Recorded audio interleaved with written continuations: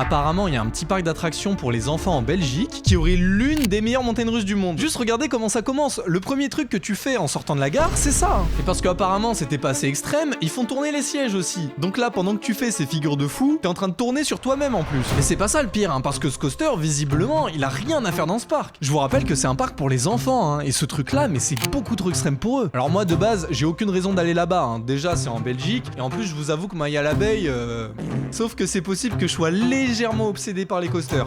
Légèrement. Et si Vinky dit que s'il pouvait, il se marierait avec cette attraction, mais j'ai pas le choix, faut que j'aille voir ce qui se passe. Bon, j'habite un petit peu loin du parc quand même, donc j'ai décidé de prendre un hôtel sur place. Au début, je voulais aller à celui du parc, regardez comment ça a l'air stylé. Ouais, bon, au final, j'en ai pris un beaucoup moins cher sur Dunkerque et c'est là que je suis arrivé. Bon les gars, je viens d'arriver à l'hôtel, je vais au parc demain, mais avant, fallait que je vous montre ce que j'ai fait dans le train, regardez. C'est une tier list. Et oui, je vous l'ai dit les gars, moi je suis fan de coaster. Du coup, mon but avec cette série de vidéos, ça va être de trouver le meilleur coaster du monde, d'accord? Donc ce que j'ai fait pour pouvoir déterminer c'était lequel le meilleur, bah c'est une tier list. Comme vous pouvez voir, j'ai fait 6 catégories. Bon, à la base, je vous expliquais toutes les catégories une par une, mais c'était un peu chiant, donc j'ai plutôt décidé de vous les montrer comme ça. Si ça vous intéresse, vous pouvez mettre pause pour la regarder, comme ça sera plus simple. Voilà, juste le truc à retenir, c'est que je veux trouver la montagne russe qui sera dans cette catégorie. Et s'il faut faire le tour du monde pour la trouver, je le ferai. Pendant que j'étais dans le train aussi, je me suis demandé pourquoi tout le monde disait que c'était vraiment une folie cette attraction, pourquoi tout le monde disait qu'ils avaient jamais fait un truc comme ça avant. Donc je suis allé me renseigner sur internet et en fait je me suis rendu compte que si les gens ils disaient que c'était une expérience unique et qu'ils avaient jamais fait ça avant, c'est pas pour rien en fait. C'est parce que c'est littéralement le cas. Ce coaster là il s'appelle The Ride to Happiness et il est à Plopsaland de Panne en Belgique. Et en fait c'est un modèle de Extreme Spinning Coaster. Alors pour vous la faire courte, un Extreme Spinner c'est un coaster qui tourne sur lui-même pendant qu'il fait des figures de malade mental. Genre les figures tu les fais sans tourner, c'est une folie, sauf que là en même temps tu tournes, ça a aucun sens, c'est vraiment n'importe quoi. Là apparemment on est sur l'un des coasters les plus intenses au monde, et d'ailleurs c'est pas rien, il est noté 6ème mondial, c'est le 6ème meilleur coaster du monde sur Captain Coaster. C'est pas rien. D'ailleurs, pour l'anecdote, c'est Mack Rides qui a construit ce coaster. Et si vous étiez pas au courant, Mack, c'est la famille qui gère Europa Park aussi. Ce qui fait que quand ils ont mis au point le modèle de Extreme Spinning Coaster, ils ont testé le prototype sur Bluefire. Là, ce que vous voyez, c'est Mack Rides qui testait son système de siège rotatif sur Bluefire, à Europa Park. Alors, j'ai aucune idée de si le public il a pu monter dedans ou pas, mais moi j'aurais rêvé le faire, ça avait l'air incroyable. Je trouve ça fou de se dire que ça, à un moment, ça existait à Europa Park quand même. J'ai aussi demandé à des collègues qui l'avaient déjà fait ce qu'ils en pensaient de Ride to Happiness, et même eux qui ont l'habitude des coasters, ils avaient l'air de dire que c'était une folie. En vrai, je sais pas si on peut dire que c'est le meilleur coaster de Belgique, mais en tout cas, il m'a bien retourné le cerveau, sans déconner. C'est totalement fou comme truc, c'est un ovni dans un parc qui a aucun sens, qui est d'abord très axé sur les enfants, et ils ont mis le coaster qui est peut-être le plus extrême que tu peux mettre dans un parc comme ça. C'est tellement technologique et t'as tellement pas l'habitude de voir ça ailleurs, que ouais, en vrai, ça surprend, et j'ai kiffé quoi. J'ai kiffé de fou. Tant que tu l'as pas fait, tu peux pas comprendre, voilà, c'est ça que je dirais. Faut que tu le vives, une fois que t'auras mis ton cul dans le siège et que t'auras fait ton premier tour, tu vas comprendre ce que c'est Ride to Happiness et ce qu'est un bon coaster justement. Bon les gars, j'ai trop hâte pour demain. J'ai fait plus de 1000 km pour aller faire un seul coaster. D'accord. Le reste du parc c'est pour les enfants, je vous rappelle. J'espère au moins qu'il sera dans la catégorie, ça a changé ma vie, d'accord? Parce que s'il est nul, je vous jure je vais être déçu. Mais bon, c'est un peu le jeu avec cette série de vidéos là. C'est que je suis à la recherche du meilleur coaster du monde, donc forcément, un jour ou l'autre, il y aura des déceptions. Demain ça sera pas le cas, d'accord? Donc moi je vais me coucher, j'éteins la lumière, je vous dis bonne nuit, et on se retrouve demain au parc. Bah oui, c'est une mise en scène, bah oui, mais j'ai le micro et j'ai le téléphone encore à couper, évidemment que c'est une mise en scène.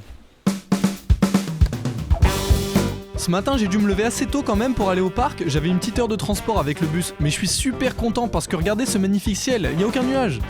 Je pense que c'est la journée parfaite pour aller au parc.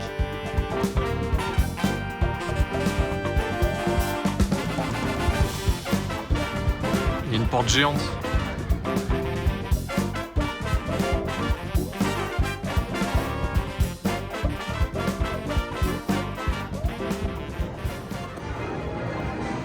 Bon, je voulais me garder la surprise pour Ride to Happiness et pas le voir direct. Le souci c'est qu'il est littéralement à l'entrée. Donc bon, je voulais faire attention à pas trop le voir, mais là, y a pas de choix, on fait que ça de devoir. Comme tout le monde dit que ce coaster il a rien à faire dans ce parc, je suis allé vérifier par moi-même. Est-ce que je suis vraiment dans un parc que pour les enfants là? Est-ce que je suis dans un parc d'attractions même? Non mais regardez, pourquoi il y a une ferme? Hello. Il y a une ferme là, tout ça là, tout ce que vous voyez là c'est une ferme, ça me termine. Regardez, il y a des lapins et tout. Ils sont gros en plus. Wesh. Dans le parc, il y a une autre attraction qui est à sensation forte. Bon, elle est pas incroyable, hein, c'est pour ça que je vous en ai pas parlé, mais je suis quand même allé la faire pour me réveiller.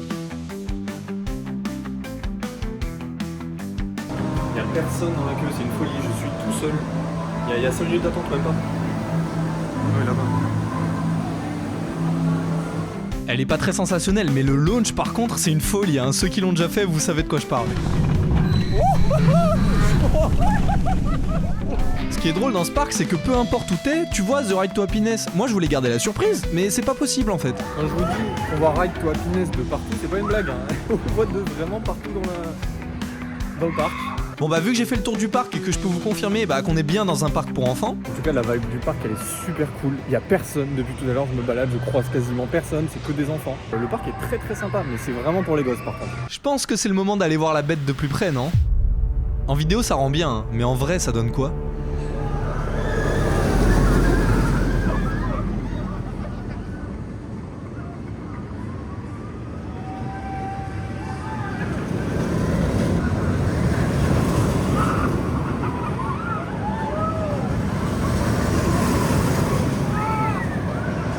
Qu'est-ce que cette attraction fout ici les gars, je ne comprends pas. Depuis tout à l'heure je me balade, je vois que des attractions pour enfants. Que des attractions pour enfants. Vous allez voir, il n'y a que des enfants. Pourquoi il y a ça là? Pourquoi il y a ça? Je vous jure, ça a aucun sens. C'est beaucoup trop impressionnant, ça a l'air beaucoup trop bien et beaucoup trop sensationnel pour des gosses. Hein. Mais en même temps c'est magnifique. L'attraction elle est magnifique. Je comprends pas ce que cette attraction fout ici, ça n'a aucun sens. Mais c'est excellent, c'est ça qui est excellent.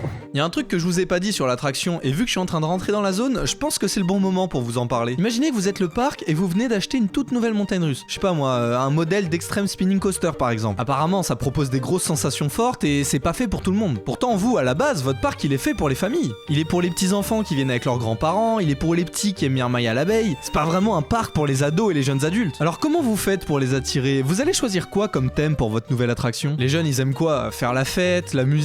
On va thématiser l'attraction sur le plus gros festival techno d'Europe. Voilà.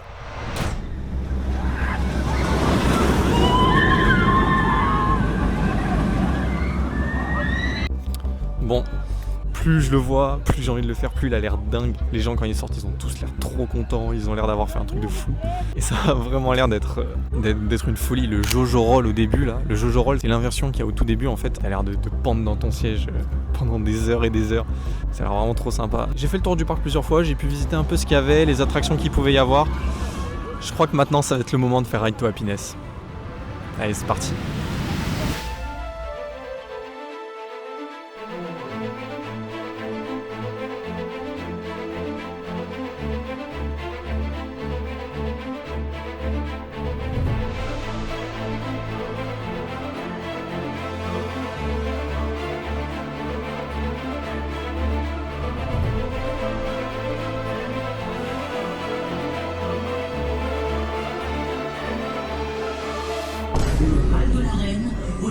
Le coaster tombe en panne. Alors je voulais rentrer dedans. Ça fait un peu chier. On va attendre un peu, on va voir ce que ça donne. Je sais pas ce qui se passe, mais il y a une équipe médicale, on dirait. J'espère que c'est pas grave.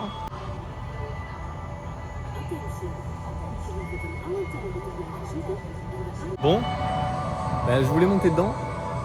Le souci c'est que là il y a un arrêt technique, je sais pas ce que c'est, je sais pas si c'est grave ou pas, j'espère que non. Mais du coup ça retarde un peu mon... je vais monter dedans quoi. Bon ça a l'air d'aller, hein. C'est peut-être un problème avec les launches, je sais pas. Mais on va devoir attendre. Non sérieux, c'est quoi la probabilité pour que le coaster il tombe en panne au moment où je veux monter dedans? Toute la matinée il tournait, hein. Pendant que je faisais le tour du parc, il y avait aucun problème, il marchait très bien. Bon, heureusement il y a rien de grave, hein. En fait il y a une équipe médicale, mais c'est juste dans le protocole d'évacuation de l'attraction. Il y a personne de blessé, hein, pas d'inquiétude. Par contre le problème, c'est que je peux pas le faire pour l'instant. Du coup, attendez, j'ai pas fait 1000 km juste pour le regarder, hein. Moi je veux monter dedans. Si j'ai vraiment pas de chance, le coaster il est fermé jusqu'à la fin de la journée, hein. Si c'est une panne lourde, le truc il va pas réouvrir. Mais si j'ai un petit peu de chance, c'est une petite panne et là normalement le coaster il peut réouvrir dans la journée. Je croise les doigts. En attendant, je suis parti me chercher à manger et c'est là que j'ai découvert l'existence d'un Pizza Hut en plein milieu du parc. Et j'ai pu aussi découvrir l'existence des plus petites pizzas du monde, hein. Regardez-moi cette boîte, ça fait la taille d'une part. Bon les gars, j'ai eu peur, je viens de récupérer ma pizza et RTH vient de réouvrir. Il y a des gens qui sont dedans, regardez, on peut les voir là-bas. Ils sont en train de monter dedans. Je vais manger vite et comme ça on va pouvoir aller le faire vraiment. Cette fois-ci j'espère qu'on va pas refermer, ça sera un peu chiant quand même. Il y a un panneau à l'entrée qui t'explique comment fonctionne la machine. Apparemment, ça fonctionnerait grâce à l'union des 4 éléments de la nature. L'air, le feu, la terre et l'eau. Ah, je vous avoue, moi j'avais pas capté non plus. Hein. Moi je trouvais juste que la file d'attente elle était stylée perso. Elle est vraiment très sympa la file d'attente, franchement elle est géniale. Regardez, c'est plein de trucs steampunk comme ça, il y en a partout. Bon, cette fois-ci c'est la bonne, il y a plus de panne, là je vais vraiment monter dedans. Je commence à avoir l'habitude des coasters, hein. J'ai fait le plus haut et le plus rapide d'Europe, j'ai fait des dingueries en Pologne et en Allemagne. Mais je sais pas pourquoi, mais je stresse quand même là, ça fait longtemps que ça m'était pas arrivé. Après aussi c'est parce que j'ai jamais fait un truc qui tourne, donc je pense que je sais pas à quoi m'attendre en fait. Mais c'est pas grave, je me suis fait un pote et lui aussi il l'a jamais fait encore. Vous l'avez déjà fait celui-là? Non, c'est la première fois au Club Saland, avec ma soeur qui veut pas faire de jeu à sensation, et bon... Ah, moi aussi je l'ai pas fait celui-là encore donc... Et j'ai pas encore fait, ouais, c'est la première fois. J'ai hâte de voir ça. Bah on va découvrir ça ensemble, hein, ça va être cool.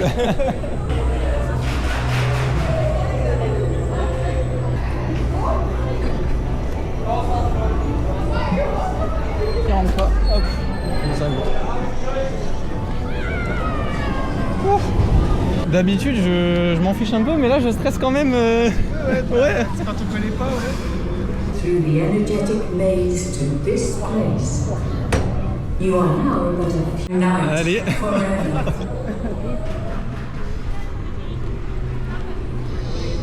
Oh la vache. Oh, qu'est-ce que c'est que ça? Ah c'est génial. Ah c'est génial. Ah c'est génial. Je kiffe déjà. Ah ouais. Avec la musique et tout là. Oh la vache. Qu'est-ce que c'est? Oh la vache. C'est quoi ça?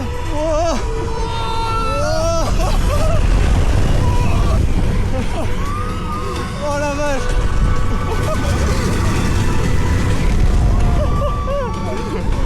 Oh c'est incroyable, c'est incroyable.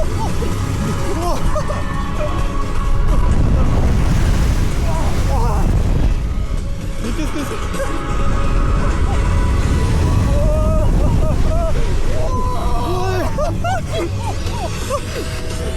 Oh là là. Oh la vache.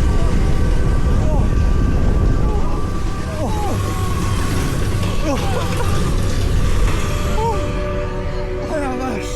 Oh c'est quelque chose.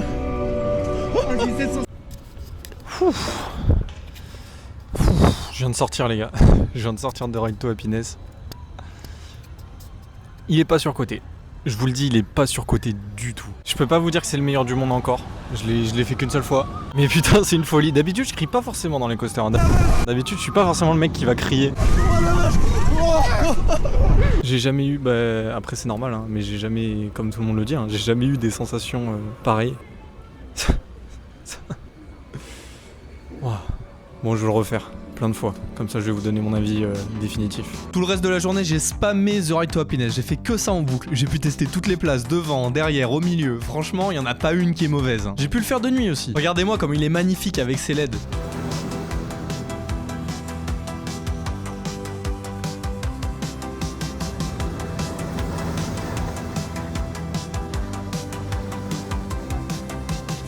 Dites-vous que je l'ai tellement fait que j'ai même eu la chance de faire le dernier train de la journée. Bon, là du coup on vient de faire le dernier train de la journée et ils nous ont laissé le refaire une deuxième fois. C'était trop bien. Je vais vous montrer dans Materialist, mais c'était vraiment délire. Bon, est-ce qu'on est sur le meilleur coaster du monde alors? Est-ce que The Ride to Happiness, il mérite sa place tout en haut de Materialist? Parce que je vous rappelle qu'il est quand même classé 6ème mondial. Hein. Alors déjà, un truc que je peux vous dire, c'est que je suis 100% d'accord avec les gens qui disent que c'est une folie et qu'ils ont jamais fait ça ailleurs. J'ai jamais vu ça. Le fait que le siège y tourne, mais c'est une folie. Déjà, à chaque fois que tu le fais, c'est différent, mais en plus, tu te retrouves à bouger dans des directions que t'as jamais pu faire avant. Pendant mon premier tour, j'ai pris la dernière inversion sur le côté et j'ai eu l'impression de faire un salto avant. C'est une folie. C'est impossible de faire ça dans un autre coaster. En plus, t'as une musique embarquée qui est folle et même si la qualité c'est pas ouf, c'est incroyable comment ça rajoute à l'expérience. Mais est-ce que ça suffit pour que je le mette tout en haut de Materialist? Est-ce que je trouve ça mieux qu'un Zadra ou qu'un Voltron par exemple? Bah sincèrement j'en suis pas si sûr, hein. Même s'il était incroyable et que je vous recommande à 100% d'aller le faire, je trouve qu'il manquait d'un petit truc quand même, je sais pas, j'ai eu l'impression qu'il était un peu sur la retenue. J'ai l'impression que MacRide Ils peuvent faire encore mieux. Peut-être que ce qui manque c'est de la hauteur et de la vitesse, hein, ça peut suffire des fois. En tout cas, même s'il est pas en haut, je le mets quand même dans la deuxième catégorie, hein. C'est clairement l'un des meilleurs coasters que j'ai pu faire de ma vie. Bon, par contre, ça veut dire que j'ai pas encore trouvé le meilleur coaster du monde. Ça veut dire que je vais devoir continuer cette série de vidéos. Et je sais pas si vous êtes au courant, mais le 31 décembre, il y a le coaster le plus haut, le plus rapide et le plus long du monde qui va ouvrir. Donc abonnez-vous parce qu'il y a moyen que la prochaine vidéo de cette série, elle se passe sur Falcon's Flight, hein.